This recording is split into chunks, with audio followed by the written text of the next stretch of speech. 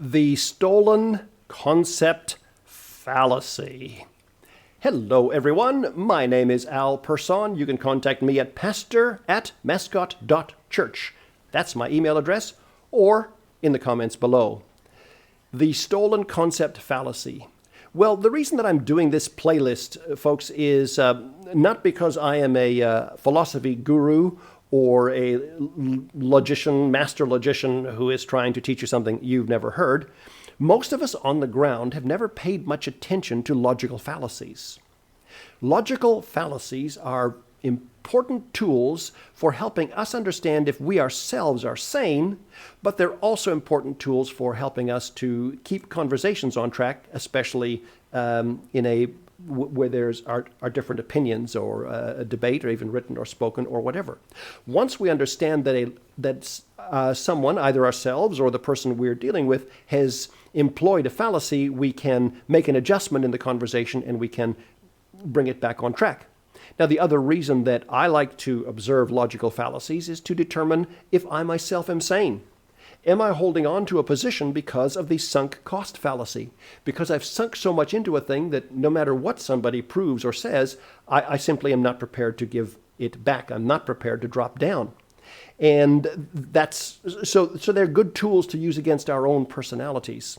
You'll often find when people start to fray on the edges emotionally that there is a lot of internal contradiction in their speech. And it probably is I've been in ministry for a long time. You kind of look for those things.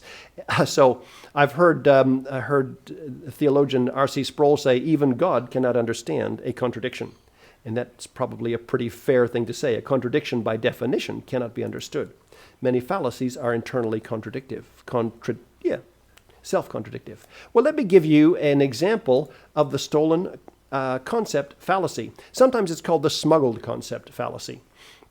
This phrase, no one has the truth, or no one knows the truth. Well, you say, that phrase seems okay. Why is it broken? Why is it a fallacy, Al? You better help me with this. Well, the person who says no one knows the truth is trying to promote a true statement that no one knows the truth. Can you see that? In their minds, it is true that no one knows the truth.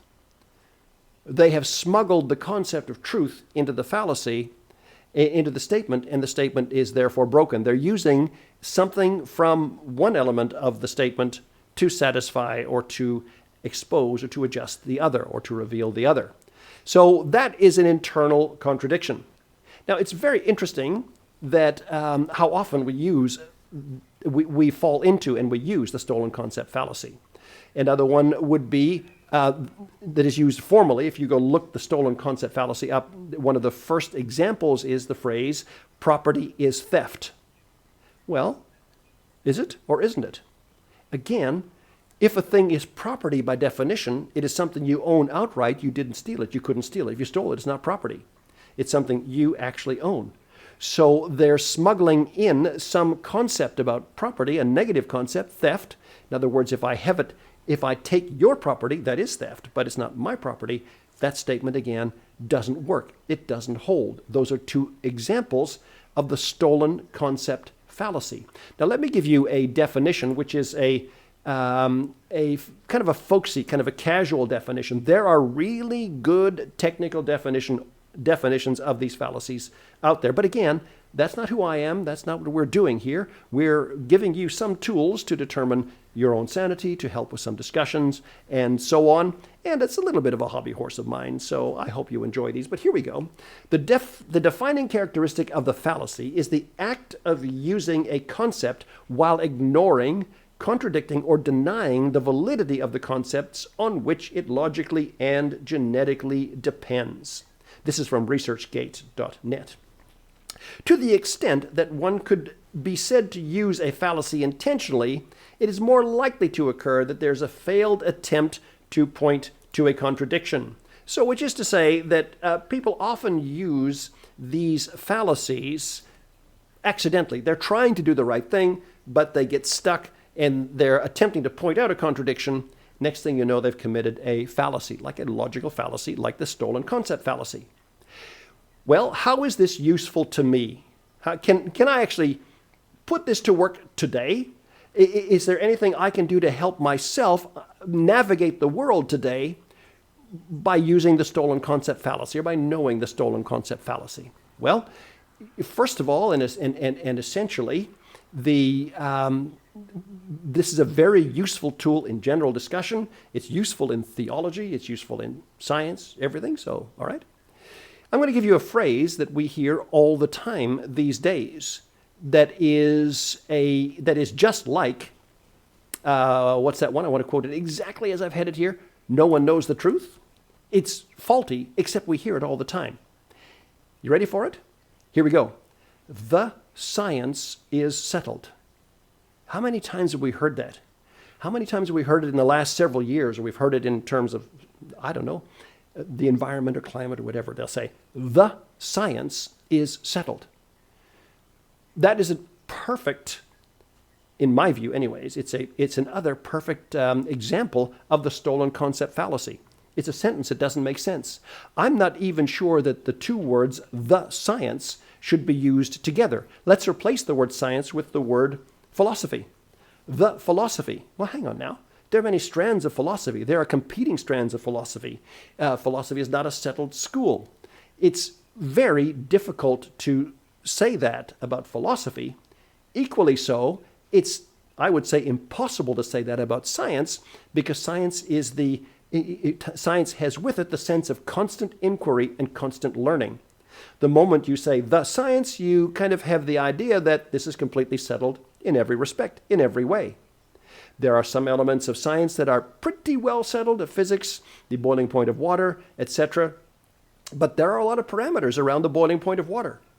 If you boil water, I wanted to check my oven thermometer and wanted to calibrate it. We live at sea level. So I boiled water, and while it was boiling, I put the oven thermometer in, and it was about 1/10 of a degree off, or just a little bit off, 100 degrees Celsius. Well, why would it be off?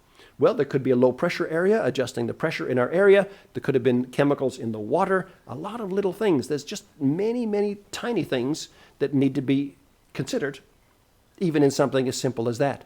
So the phrase, the science is settled. Why is that an example of the stolen concept fallacy? Why should you correct anyone who tries to say it? By its very definition, science cannot be settled. Science is unsettled. It's constantly inquiring, constantly learning. Just look at things we thought we knew about the human body just a handful of years ago. Look at diet in itself. Oh, we talked about the fact that you need mostly carbs, high fiber, small amount of animal products. Now, strangely enough, not strangely, wonderfully enough, whatever, that position is being reversed very, very rapidly. We're now saying for good health, you need animal products, lots of saturated fat, too many vegetables aren't good, drop the carbs on the bottom. The food pyramid has almost been tipped over, almost in reverse. It's really, really interesting to see. What we thought we knew back then, why? Because we have learned and things have changed. We don't say today, so saying the science was settled back then would make us look stupid. All right, I'm going to wrap this up now. Hopefully, this makes a little bit of sense to you. The stolen concept fallacy grabs and takes some element of, it steals a concept and brings it in line. Usually it steals a concept from the statement itself. Something like no one can know the truth, or the science is settled. Again, these are casual definitions, just enough to perhaps help you to say, hey, look, there's more to this. These are useful tools. So let me just go back to this screen and then tell you what's coming up. That's the stolen concept fallacy. In our next video, all going well, we're going to look at bulverism. What is bulverism? Hey, like, share, and subscribe. I'll talk to you soon.